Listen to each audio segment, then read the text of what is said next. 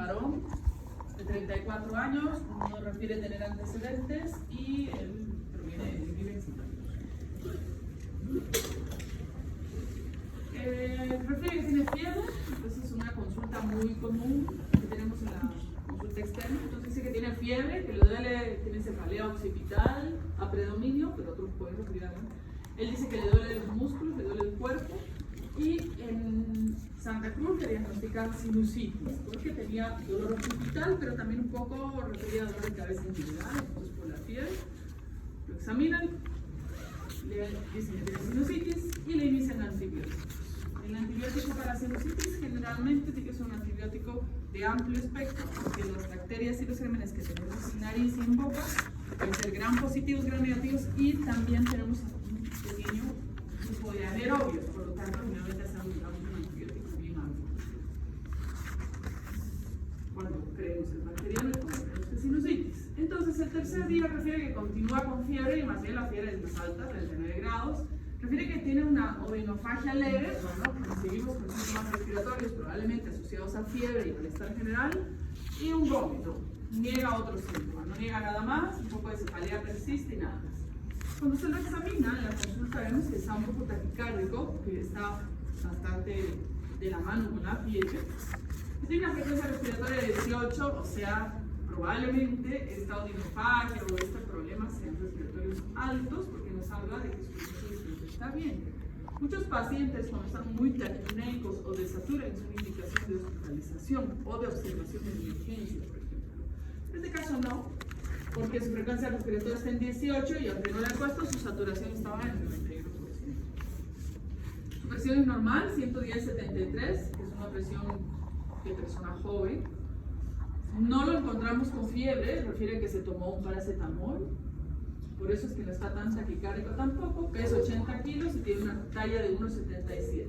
¿Por qué pongo estos datos? Porque idealmente deberíamos aprender a calcular rutinariamente el IMC, que es el índice de masa corporal de los pacientes. Porque no basta con decir, este se lo ve gordito, este no se lo ve gordito, como hace el índice de masa corporal la mayoría de los pacientes, uno descubre que el gran porcentaje de los pacientes, arriba de los 30, por lo menos en el promedio, tienen sobrepeso por lo menos. Y el sobrepeso y la obesidad son factores de riesgo, así como decir tengo diabetes, tengo presión alta, todos esos antecedentes que los registramos, pues obesidad y sobrepeso es un antecedente importante y deberíamos poder registrarlo habitualmente. De hecho, la obesidad, que es un índice de masa corporal mayor a el índice de masa corporal generalmente se lo cualifica como normal entre 18.9 hasta 25, 24.9. Eso es lo que calificamos como normal. Arriba de 25 hasta 30 lo calificamos como sobrepeso, arriba de 30 lo calificamos como obesidad y de ahí 1, 2, 3. Esa escala está buena para personas menores de 65, por si acaso. Ya hay varios estudios del análisis de otros grupos europeos en geriatría, que el grupo geriátrico, entonces cuando ven a tu abuelita y te diga, abuelita es arriba de 65 años, y ven y te diga, sabe que estoy muy gordita, muy gordita. Entonces voy a bajar de peso, entonces uno le va a decir, mire señor, hay varios estudios donde muestran que la mortalidad es más alta arriba de los 65 años, es un estudio precioso, enorme. Es más alta cuando tienen están muy flacas, con un índice de masa corporal menos de 22. Dejan de morirse. Y luego cuando están obesas, arriba de 28,3. Entonces en ellos, en el adulto mayor, arriba de 65, la curva recorre.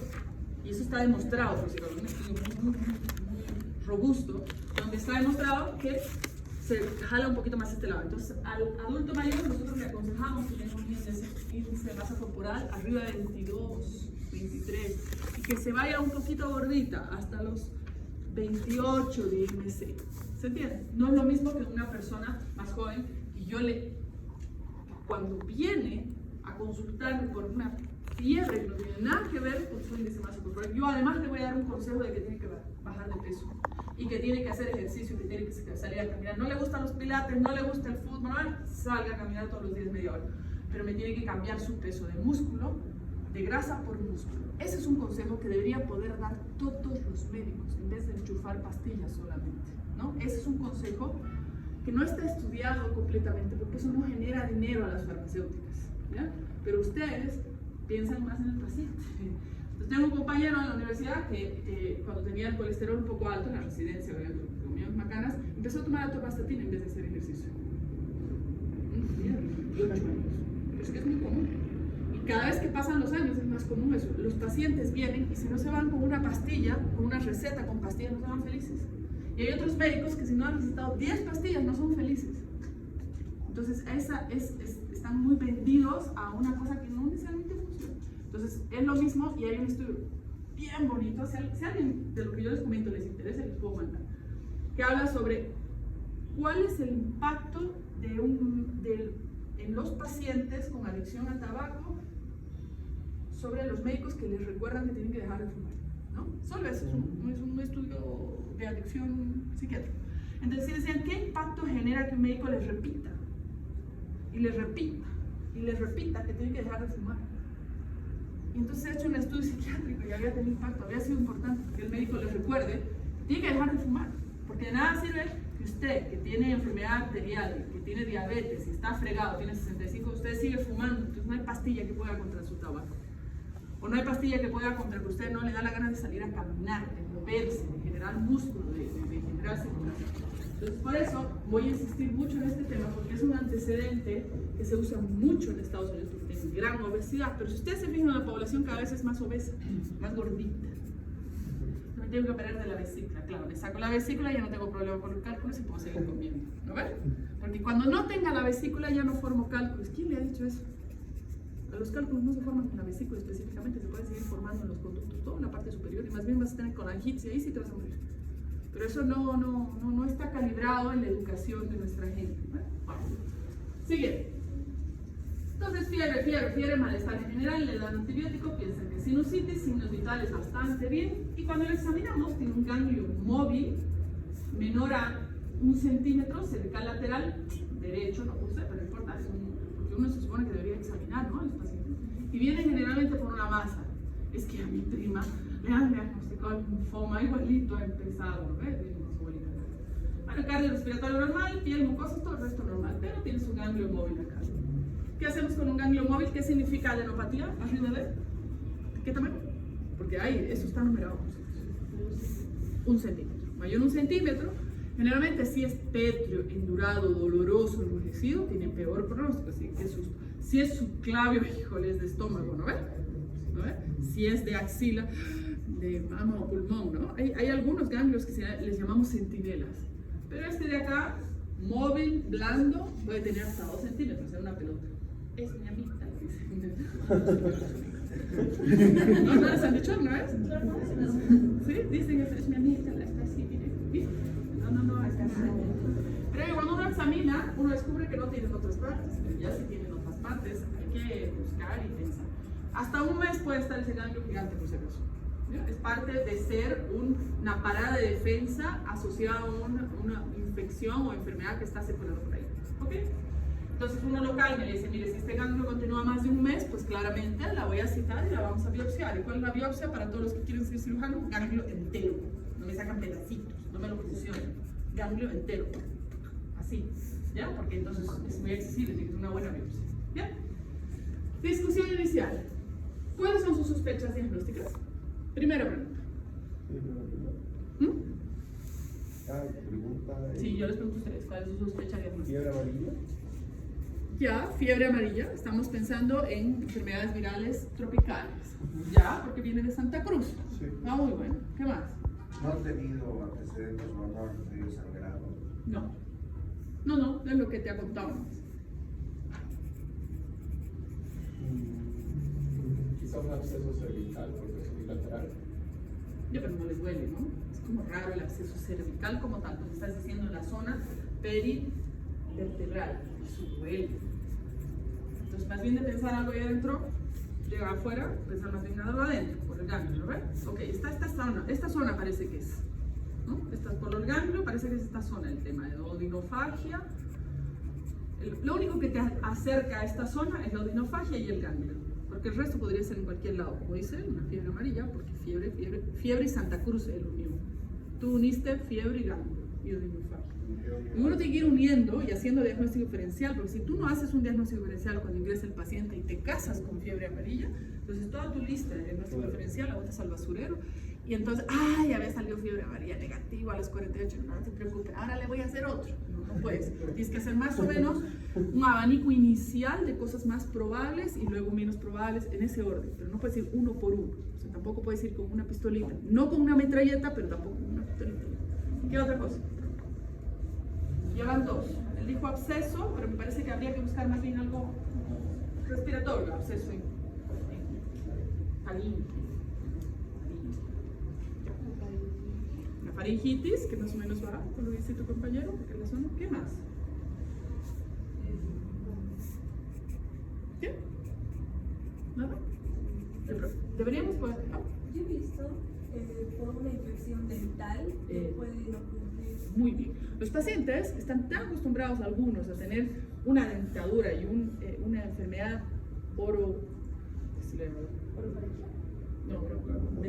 bucal tan dañada que a veces no se dan cuenta. Hasta que no tengan la bola aquí, a veces no se dan cuenta que tienen piezas en mal estado. Y vienen pacientes con un Ludwig, que es una infección ya en un absceso que se está corriendo por las correderas llegando al mediastino, y cuando tú examinas no hay una pieza dental en buen estado. Y toda la zona, es que van a ver, es muy común eso. Tú vas a Brasil, ¿alguien ha ido a Brasil? Cuando vas a Brasil, no de vacaciones, no arriba. Cuando vas a Brasil, en la parte de salud, cuando vas a Brasil, tú vas, la gente, obviamente no estamos hablando de gente de estatus socioeconómico bajo, pero medio alto, van al dentista a hacer prevención. O sea, acá, ¿a qué vamos al dentista? Cuando ya duele, cuando ya está infectado, cuando ya está arruinado. Ya, o me arreglan la pieza, o me la sacan, o si no, ¿qué es lo muy común acá? Que te pongan carillas, que te cambien los dientes, que todo los dientes son una macana, señora, lo mejor son los artificiales, y te lo venden, ¿no? Y esa es la mentira del siglo, porque después los problemas vienen, ¿no? O sea, siempre lo externo en el cuerpo va a generar reacciones en algún momento infecciosas, sobre todo. Las bacterias les encanta las prótesis, los plastiquitos, todo lo externo, les encanta, se pegan, ese es su biofilm. Dental, ¿estoy de acuerdo? Revisen las bocas de sus pacientes y van a encontrar sorpresas. ¿Qué más? Incluso tétanos y descubres que lo que tiene es, no es tétanos, perdón, ¿sí? Como tétanos inicial, que es un trismus y estás pensando en otra cosa y tiene un absceso. Bien, diagnósticos diferenciales más, enfermedades bucales, faringias, fiebre amarilla, ¿algo más?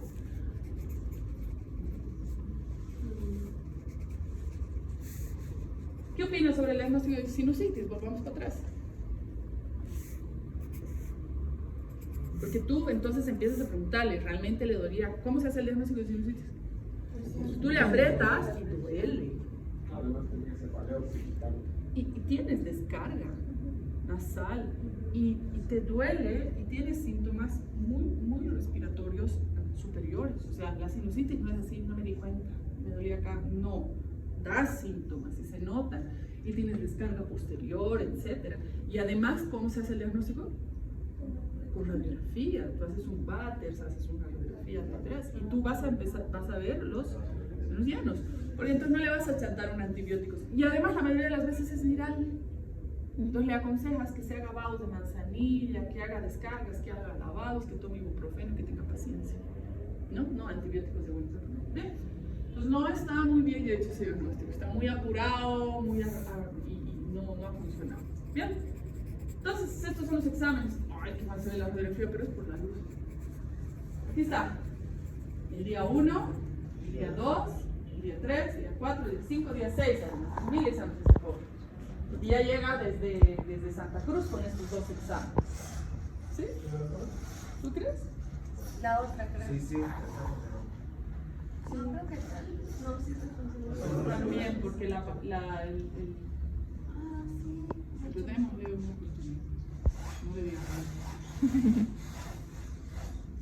Quiero que sea radiografía. Yo quiero. Listo, este nuevo presidente. Listo.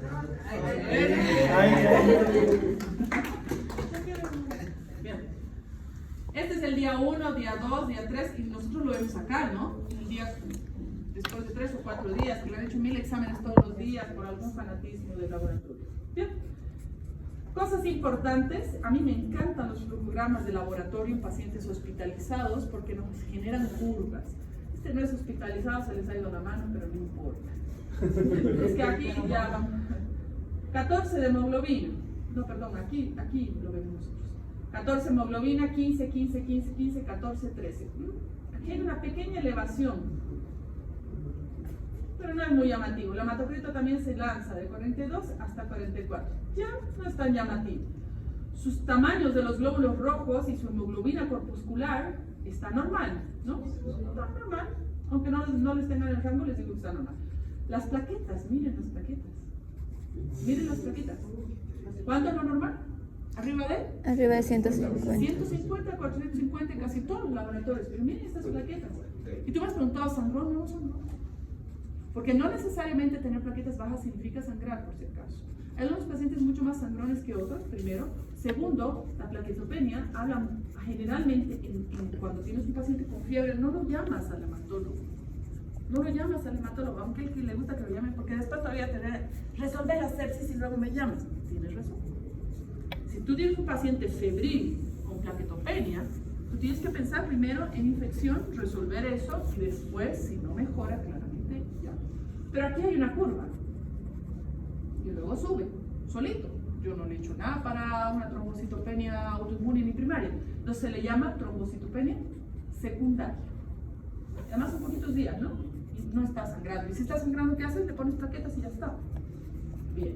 Sus leucocitos, miren qué bajos. La leucopenia es muy parecida a la leucocitosis. Y luego miren cómo se eleva. Eso es muy común en gente joven que es saludable, tiene una médula que al principio está reprimida por todas las citoquinas y las interleuquinas de la infección como tal o de la enfermedad febril, ya sea neoplásica o lo que sea. Pero luego la vemos reaccionar notoriamente. ¿Y qué significa que reacciona notoriamente? Que empieza a desinhibirse y empieza a mostrarse inflamado. Está bueno. Eso significa que no tengo un problema de médula, ¿no? Que es un problema normal. Seguimos con el mismo tema, la fiebre y una posible infección. Es gente joven, entonces primero debo descartar infecciones antes de ir a buscarlo al hematólogo. Sí. Bien. Entonces, y les vemos una radiografía, y aunque no se vea muy bien acá la radiografía, y sí se ve en mi computadora, se ve un poquito blanquecino los lados, que podría ser un poquito de sobrecarga de agua, pero bien poco, ¿ah? Los cilios no se ven sobrecargados, pero sí se ve un poquito de agua. Intersticial, periférica en las ángulos costales.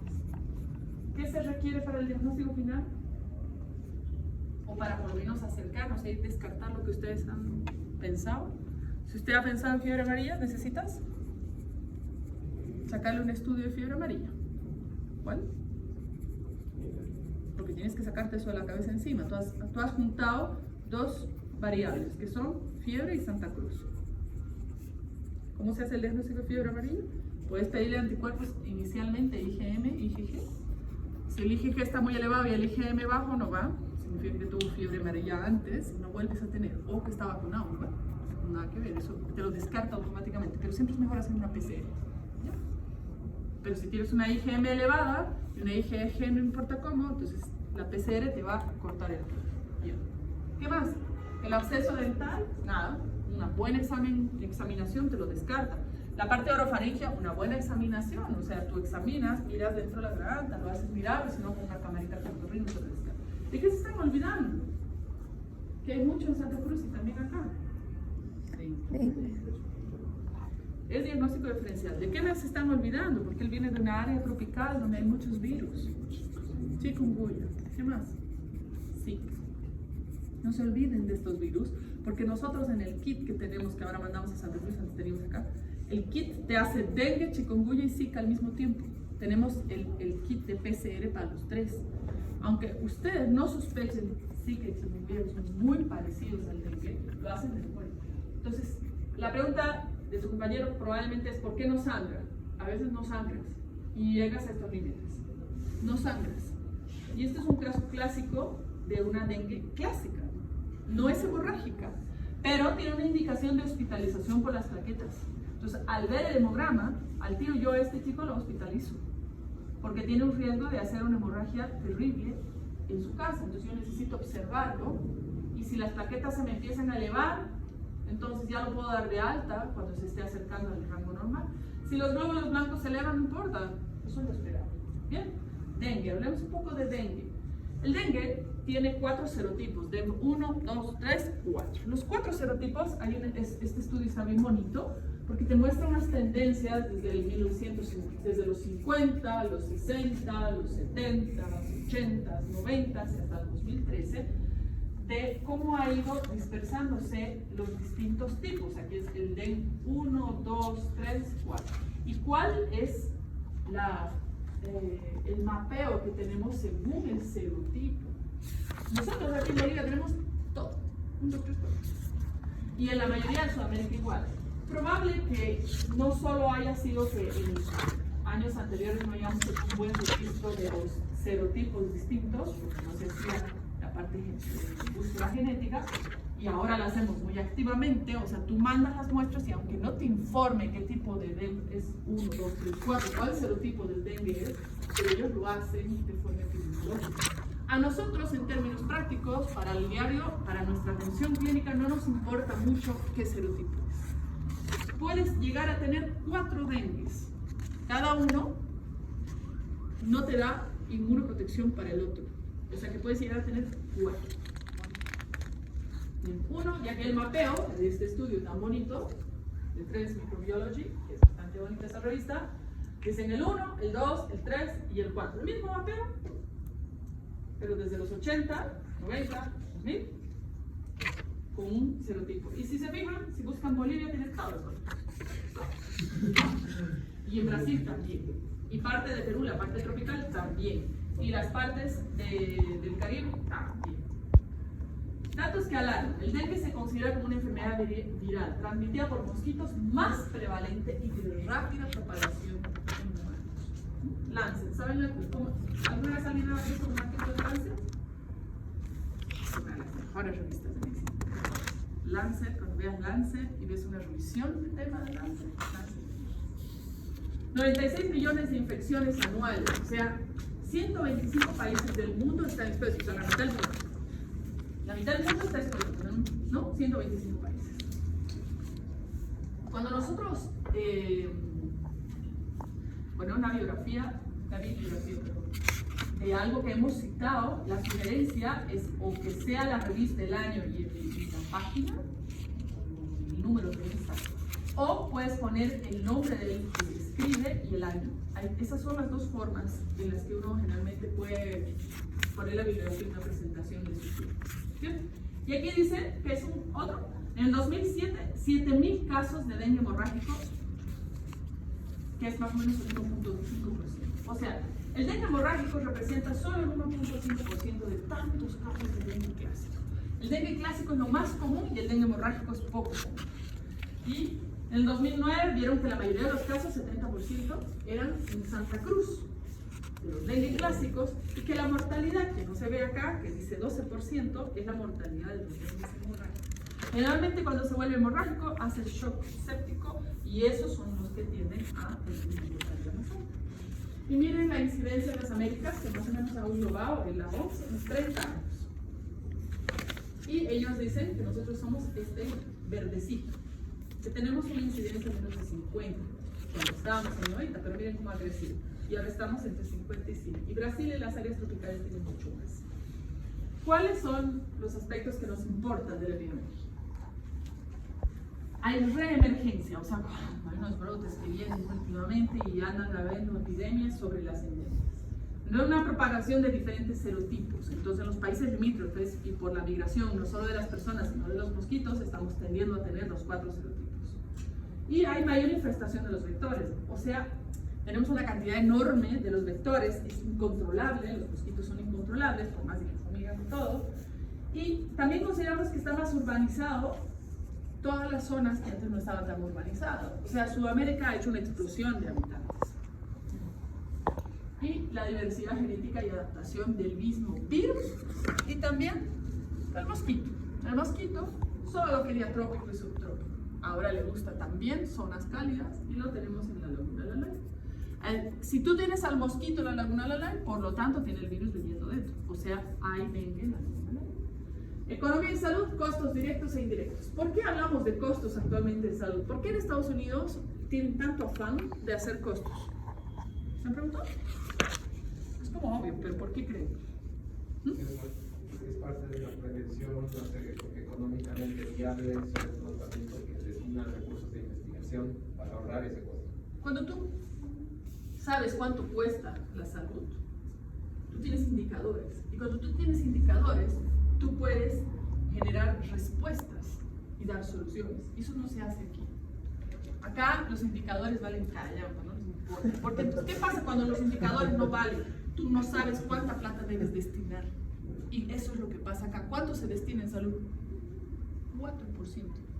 4% del Producto Interno. O sea, no es Producto Interno, del, ¿cómo se llama? El número total de dinero que ingresa a nuestro país. 4%. Y creo que para la milicia entra 10, ¿no? Es una barbaridad. Entonces, cuando ha habido la época de COVID, hemos dicho, tiene que ser 10. Y claro, momentáneamente hemos hecho una salvedad y han dado 10% de repente. Han aparecido máquinas en los hospitales, sitios, todo, y se ha vuelto a reducir. Y volvemos a tener 4%. Entonces, si tú no tienes indicadores, no tienes números, no tienes costos, no sabes lo que realmente cuesta la salud. Y creen que por poner 4 ventiladores en el pie está solucionando la salud. Y nos exigen, ¿por qué está mal la salud? Porque los médicos son malos. ¿Entiendes? Hay una falta de indicadores. Si tú quieres solucionar un problema, tienes que tener indicadores y saber costos, y eso se llama economía de salud. Y es una rama de especialidad súper linda. Costos directos e indirectos. Entre 1 a 4 billones de dólares al año. Y esto se usa porque usamos poco, porque debería usarse mucho más. ¿Qué nos interesa de este virus? Es un flaviviral. Hay 5 serotipos, pero son 4 los que conocemos, el quinto no lo conocemos tan bien. Y este es el vector nuestro, Aedes aegypti. También hay el Albopictus, pero nosotros tenemos el Aedes aegypti. Tiene una RNA, tiene su capa lipídica, su envoltura, sus antígenos de membrana, etc. Y esta franjita es la franjita de las zonas no solo tropicales y subtropicales, sino donde hay un poco más de pobreza y una reducción socioeconómica muy notoria, y es donde hay más. Todo lo que es alrededor de la línea del Ecuador generalmente son los países que tienden a tener más. Obviamente el sur de Asia es una de las más afectadas, no solo por el calor, sino por la pobreza, y la parte central de África, que son todos los que son al oeste y la parte central. Y Sudamérica y Centroamérica están muy abatidos por el dengue. El ingreso del virus y cómo genera una respuesta inflamatoria. Vamos por paso simple. Este es el virus. Lo que hace el virus es ingresar dentro del macrófago, porque los macrófagos son células presentadoras de antígenos, son fagocitos, y lo engloban al virus. Y lo lisan. Y partecitas del virus la van a poner en su pared y la van a presentar. Te presento, hay un virus circulando, por favor, actívense. El sistema inmune monta una respuesta de activación inicial. Entonces el macrófago se activa. Se activa y también no solo presenta, sino que va mandando TNF-alfas, interleuquinas 8, citoquinas, etc. Y va activando distintos, como el TNF-alfa, el interleuquina 6, el 20, 70, etc. ¿Cuál es el efecto más o menos final, sin hablar de toda la cascada? Varias cosas. Los neutrófilos se los obliga a extravasarse, o sea, neutrófilo te activas y extravasas y vas al sitio, pero no puedes seguir circulando en la sangre, tienes que ir al sitio del problema. Entonces empiezas a tener neutrófilos circulando en el tejido subcutáneo, en los músculos, en los tejidos en general. Estos degranulan o hacen netosis. ¿Saben lo que es la netosis? Ajá. La netosis es como que toda la cromatina del neutrófilo se abre y hace una red y sale y agarra todas las bacterias y los virus. Es bien bonito, se llama netosis, por net es red en inglés, ¿no? Entonces le llamamos netosis, es súper lindo. Y además tiene otro significado, neutrófilo, no sé qué. y hace como una trampa. Eso es la netosis. Entonces, y también degranula, y al degranular se muere el neutrófilo, y lo que hace es botar sustancias que son directamente tóxicas. Entonces tiene un efecto local fantástico los neutrófilos. ¿Y qué es lo que hace esto? Produce dolor. Pues a ustedes les duele el músculo, les duele el cuerpo. A los que tienen dengue les duele detrás de los ojos, se sienten pésimos porque están teniendo una activación de neutrófilos enorme por todo. Pero el problema es que para que estos neutrófilos migren, se abren los poros. Y eso es también mediado por TNF-alfa, interleuquina 8 y eso. Y al abrirse los poros, no solo salen los neutrófilos, sino sale el líquido.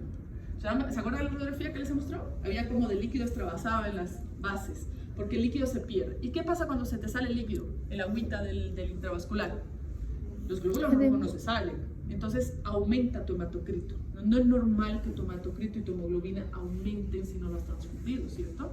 Y ese aumento se llama hemoconcentración. Entonces se llama vascular leakage, o flujo o pérdida del líquido vascular. Pues, caso clínico número 2. Varón de 30 años, ahora ya sabemos de lo que estamos hablando, más o menos. Obviamente dengue. Varón de 30 años, procedente de Iquitos, Perú. Comerciante sin antecedentes. 2 días de escalofríos, alzas térmicas. Refiere que tiene cefalea, artralgias, mialgias en miembros inferiores y que mejora los síntomas y se siente bastante bien cuando tome paracetamol. Pero evoluciona con dolor retrocular, epigastralgia e hiporesia. Se van a fijar que la epigastralgia, la odinofagia, toda esta mialgia, eso puede no estar asociados a los virus del dengue y fiebre amarilla. No es solo síntomas respiratorios de los virus respiratorios. Y el día de ingreso, al que tú lo examinas, tiene además deposiciones líquidas. O sea, puedes tener síntomas digestivos y respiratorios cuando tienes fiebres asociadas a estos virus tropicales. Y aquí está, tú lo examinas y tiene gingivorragia. Y tiene petequias, sobre todo asociadas al sitio donde tú le has pinchado. Y cuando lo examinas en los signos vitales, un paciente para dónde, para salas, para emergencias, para terapia intermedia o terapia intensiva. Esto es lo que te corta. ¿Qué les parece? ¿Para dónde es? Sí. Porque con estos signos ya está para hospitalizar, ¿eh? Ya está. Está decidido que está para hospitalizar. ¿Pero en qué sala? ¿Dónde lo mando, doctor? ¿Dónde le doy una cama? ¿Dónde? En los signos vitales te van a determinar. Si lo dejas en emergencia para observar porque está inestable, ¿qué significa inestable hemodinámicamente? Presión muy baja o muy alta, o demasiado taquicárdico o bradicárdico. Ninguno, ¿no? O que esté muy taquipnéico y eventualmente no mejore cuando le pones oxígeno, entonces te puede deteriorar y tienes que intubar. Entonces no lo vas a mandar a una sala. ¿Ya? Gingivorragia, diarrea sin elementos patológicos, y tiene un signo del torniquete positivo, que tú le pones el brazalete para tomarle la presión o le tomas el torniquete y se llena de petequias. Y eso es lo que haces con él, justo en ese bracito donde le han punchado. Leve inyección conjuntival y leve dolor a la palpación profunda en el epigastro. Un paciente que tiene que hospitalizarse para observación. En el hospital, el primer día, refiere dolor abdominal, fiebre, gingivorragia, rash en tronco, además que no tenía, y le haces una ecografía abdominal, la hora está normal. Ya el segundo día, el dolor abdominal ha descendido, ya no le duele la pancita, deposiciones todavía siguen líquidas pero menos, y ya no tiene fiebre porque tú lo tienes con paracetamol. Y el tercer día, menos dolor. Realmente el dolor retrocular persiste, que uno cree que es de dengue, pero acuérdense que esos dolores de cualquier fiebre. Sus deposiciones ya están normalizando, pero dice que tiene hemoconcentración. O sea, vemos en el laboratorio hemoconcentración. O sea, si tienes filtración de líquido que está en el suero vascular, tu hematocrito va a aparecer más concentrado y vas a parecer que tienes una hemoglobina más alta. Eso no es normal si no lo estamos viendo. Y el cuarto día ya está mejor, todavía su inyección conjuntival, pero su rash está pasando. Y al quinto día ya, febril, ecografía normal, no tiene diarrea, este chico se va de alta. ¿Y qué es lo que pasó acá? Miren, presión normal siempre, de persona joven. Nunca volvió a tener una fiebre por ahí suelta y no más fiebre. Subfebril, pero nada. Pero miren la leucopenia, como les había dicho, no lo volvieron a tomar.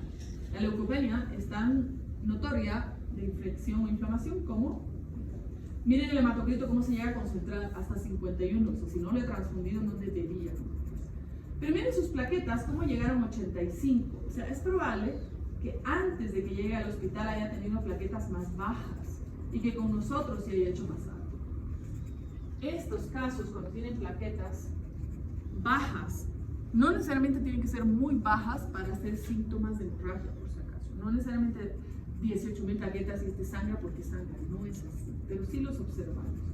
¿Cuántos son los criterios de gravedad que tiene este paciente? ¿Cómo calculamos los criterios de gravedad? ¿Dónde tengo los criterios de gravedad? Ah, aquí están. Y después volvemos para atrás. Diagnóstico presuntivo. Esta es nuestra normativa, por si acaso. Persona de cualquier edad y sexo que presenta fiebre o menos de 7 días de inflación y que no tiene afección de vías aéreas superiores ni otra etiología. O sea, le he examinado y no he encontrado nada.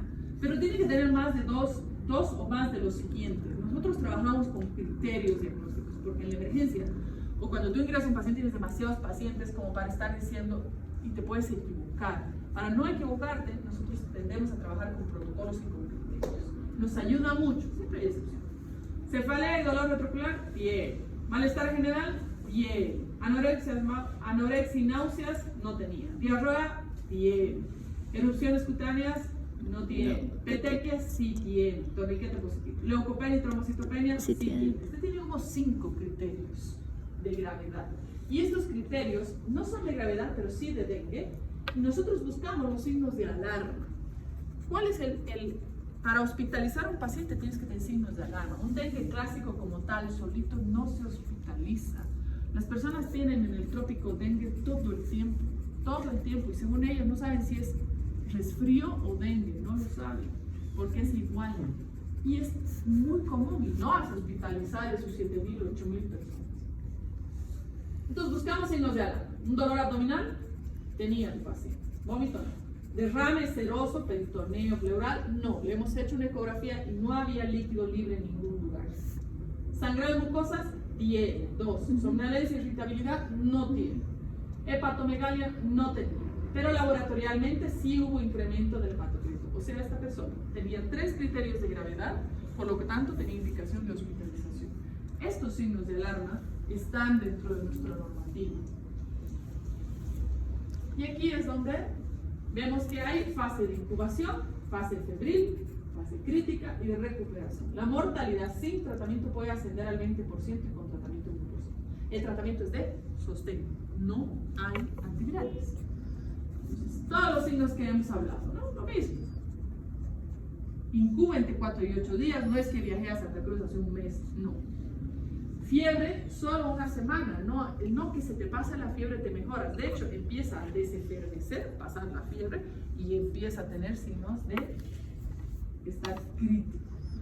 Desefervescencia se le llama. Y él se va sintiendo mejor clínicamente y aparece todo: fuga de plasma, leucopenia, hepatitis, etc.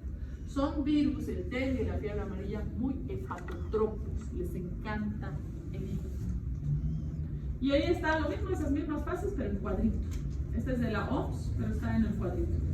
Y tienes los primeros días, el día de sangrado y de shock y los días de recuperación.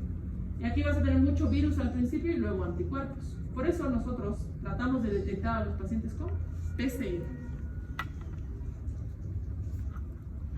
Con estos criterios de gravedad se obtuvo una sensibilidad 95% y una especificidad 97%.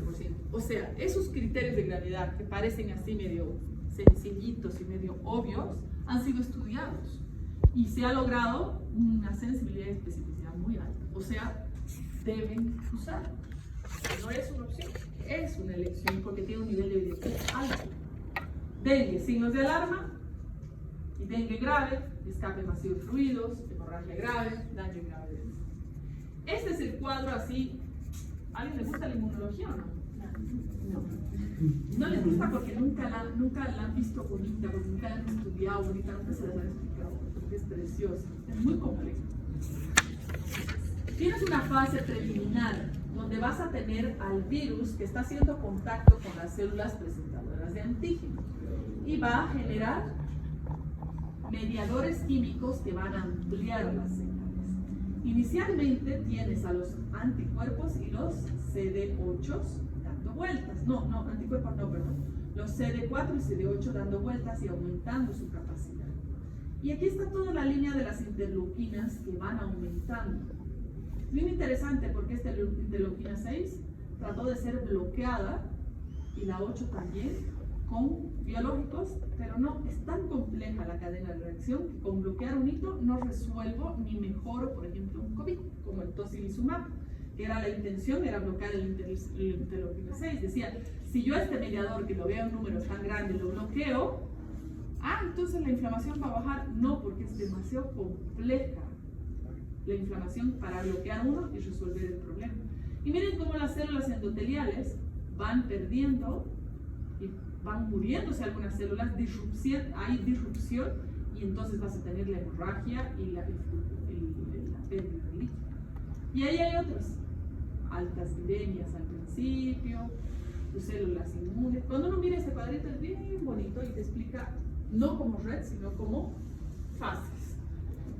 Hay antígenos que se lo pueden, que nosotros creo que no tenemos estos antígenos. El antígeno significa proteínas de la pared del virus, pero el resultado negativo no lo descartan, eso hay que repetir, es un problema. El IgM nos ayuda bastante porque es rápido. El IgM lo podemos tener en horas. El PCR deberíamos poder tener en horas, pero no tenemos en nuestro laboratorio y mandan a Santa Cruz, o sea que se vuelven días. ¿Cómo tratamos a un paciente con dengue? Sin signos de alarma, ambulatorio. Me avisa si sangra, me avisa si le duele, me avisa si tiene puntos, pero lo educas. Con comorbilidades le hacemos un seguimiento, puede ser unas horas de observación o lo hacemos volver al día siguiente. Porque cuando tienen comorbilidades y se agarran y empiezan a sangrar, se mueren más. Entonces obviamente hay una mayor observación. Pero sí, con signos de alarma lo hospitalizas en sala general, y un dengue grave, que estamos hablando de que hay una pérdida, una escape del líquido del intravascular, va a choquearse, el paciente va a estar hipotenso y va a empezar a tener hepatitis y inflamaciones y daños de órgano. Tratamiento de sostén. En caso de tener signos de alarma, se debe controlar diariamente con exámenes complementarios. Todos los días le tomo exámenes de sangre porque necesito mirar esas plaquetas. Si se me caen de 20.000 y ya está sangrando, ya lo estoy transfundiendo con plaquetas. Ya estoy mandando al familiar a que me done plaquetas. Esta es una de las guías que tiene la OMS, que está súper buena, que es donde yo he sacado varias cosas. Pero yo les voy a dar un material un poco más destinado al examen y les voy a dar estas guías para que las tengan igual.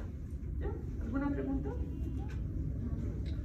Vamos entonces. A la otra semana voy a